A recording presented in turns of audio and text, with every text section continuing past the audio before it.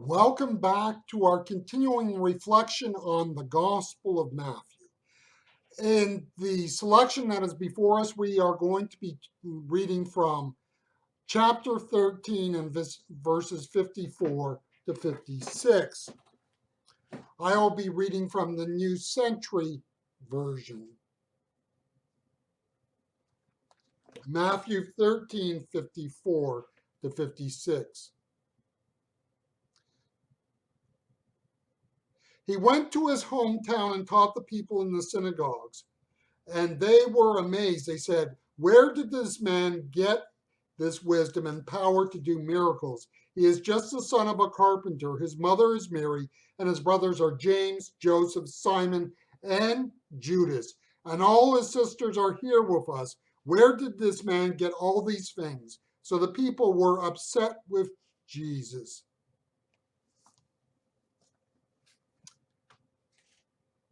In this passage, we have Jesus coming home. Jesus had left Nazareth to establish a base for his ministry at Capernaum. When Jesus returns home, well, we could say in a way he was at the peak of his earthly ministry. I mean by that, Jesus had clearly established a following. Jesus had clearly become a known entity. Jesus clearly had become someone to reckon with. You would think that the city fathers would be ready to name a street after Jesus, or maybe give him a key to the city. No, that was not to be the case. Jesus was at the top of his game in some ways, and yet the reception and reaction of the people was flat.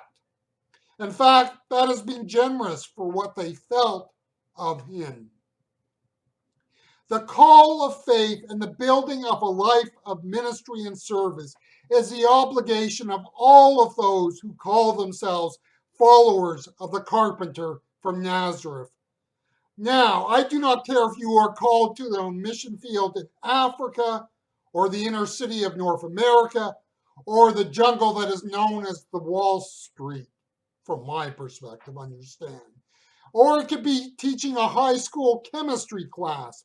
The point is, we all have a call, a vocation, a place of service and ministry that is unique to each of us, where we must take the faith and live out the faith, and by that faith, minister there. Now, can I tell you how it is to be done in each of those four situations and places I listed? The answer is absolutely no. I don't. That's not my domain or my place of ministry. You see, one of the problems in the evangelical church in North America is we have created a lemming approach of ministry. Lemmings are those cute little animals that become proverbial for the way that they gather together as a group, and apparently that they will, even as a group, go charging off a cliffside to their doom. I haven't investigated this or studied closely. I just report what I've heard here. A lemming becomes a symbol for us doing all the same things. No, our place of service, vocation, and ministry for each of us is different. Jesus had a tough reception in his hometown. Why is that so? Well, I suspect that one of the reasons is that by doing what he did, he made himself look better than others. I'm not saying that Jesus did his ministry so he could have put on airs. I am saying that the former carpenter was seen as a little bit, well, maybe uppity. Who did he think he was to go and do what he did?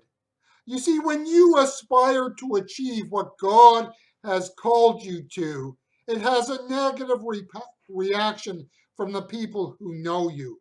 If you, by grace and faith, can do this, what does it say about them? Do people want to be shown up?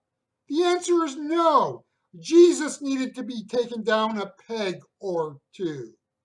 If you are going to be true to what God calls you to be prepared to be criticized for it. And I'm not always talking here about outside the church. If they did it to Jesus, they will do it to you.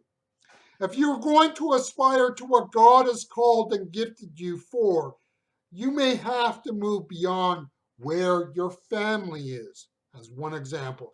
Now, if you come from a family of committed Christians, the dissonance will be minimal. If you come from a church family that is nominal in the faith, to actually take the faith seriously, well, that can cause all sorts of severe reactions against you. If you come from a non church family, again, to take the faith seriously may have repercussions and reactions that are negative. Jesus did not only have problems with the fine folks in Nazareth, but he also had problems with his family, his mother, his brother, and his sisters. When you by faith go forth and show through that faith what can be done, it will create problems for your family. Families, like communities, have a pecking order. You challenge the order of things, you are showing that even your family can be of faith, or your church family, or your friends can have faith. We are called to serve and minister, and the embrace of that call of ministry and service will have reverberations where we have come from. It did so for Jesus, it will do so for us.